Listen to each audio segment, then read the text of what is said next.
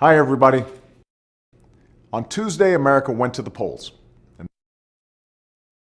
the message you sent was clear.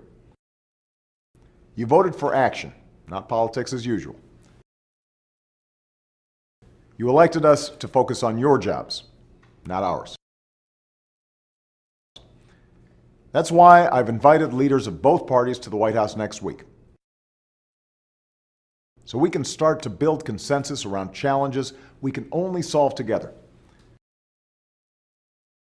I also intend to bring in business, labor, and civic leaders from around the country, from outside Washington, to get their ideas and input as well. At a time when our economy is still recovering from the Great Recession, our top priority has to be jobs and growth. That's the focus of the plan I talked about throughout the campaign. It's a plan to reward businesses that create jobs here in America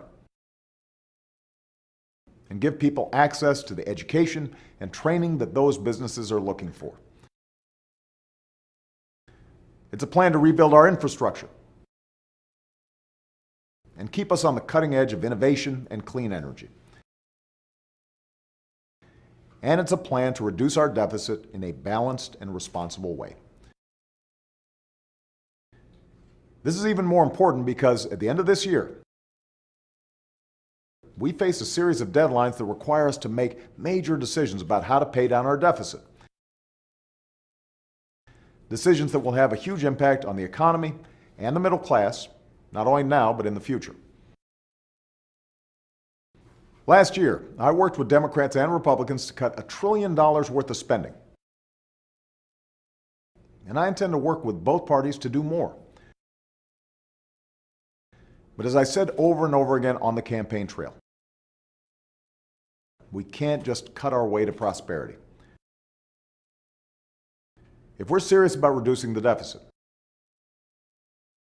we have to combine spending cuts with revenue.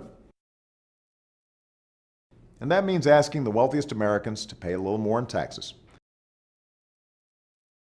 That's how we did it when Bill Clinton was president.